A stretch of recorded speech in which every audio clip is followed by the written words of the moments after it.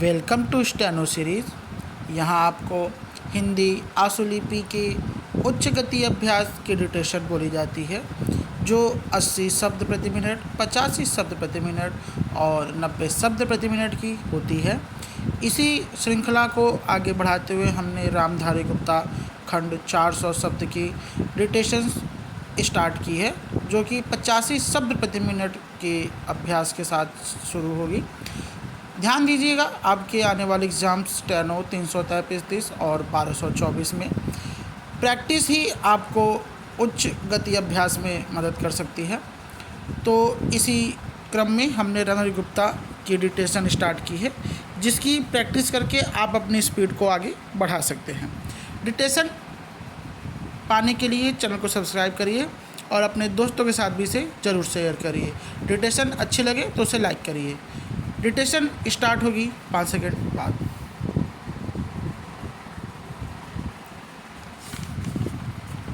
Start. सभापति महोदय, ये शब्द मेरे नहीं हैं बल्कि राष्ट्रपिता के हैं। जो लोग आज सरकार में बैठे हुए हैं, क्या वे अपने दिल में सोचेंगे कि यह देशद्रोह शब्द बालकों को अंग्रेजी पढ़ाने के लिए राष्ट्रपिता का कहा हुआ है। आज 54 वर्ष देश को स्वतंत्र हुए हो गए हैं, लेकिन राष्ट्रपिता की इस बात पर आज तक ध्यान नहीं दिया गया है। अंग्रेजी भाषा को पढ़ाना क्यों बंद नहीं किया गया और उसको दैनिक कार्यों में क्यों प्रयोग में लाया जाता है।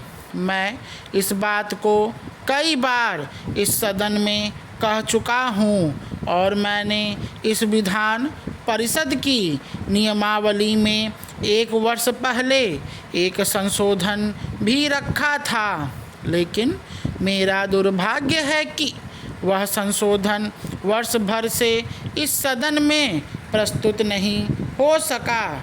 मेरी अपनी राय है कि कम से कम दैनिक कार्यों के लिए यदि सरकार अंग्रेजी भाषा पर बंधन लगा दे तो बहुत अच्छा हो और जो यह अनुशासनहीनता है वह भी समाप्त हो जाए।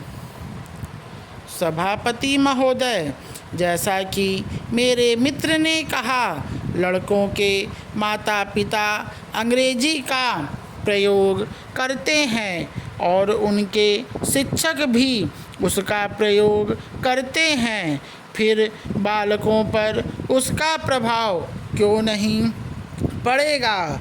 मैं उनसे सहमत हूँ कि बालकों में नकल करने की आदत होती है, जैसा वे अपने बड़ों को करते देखते हैं वैसा ही वे करते हैं।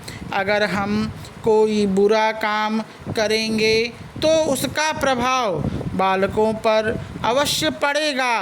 आप देखेंगे कि जिस मनोवृत्ति के माता पिता और शिक्षक होते हैं, उसी प्रकार के बालक भी होते हैं।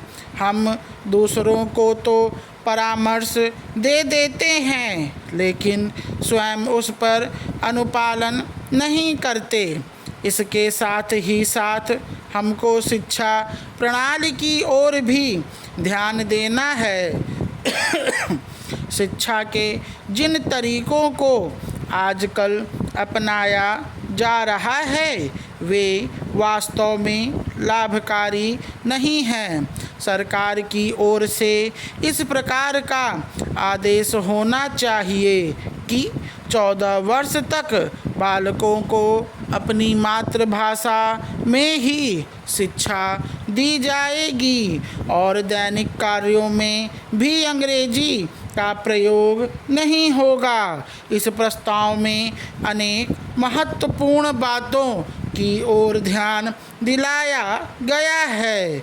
मैं समझता हूँ कि जब माननीय मंत्री जी इसका उत्तर देंगे तो कह देंगे कि हम बहुत सी बातों पर कार्यान्वयन कर रहे हैं, लेकिन मैं समझता हूँ कि उन पर कोई कार्यान्वयन नहीं हो रहा है।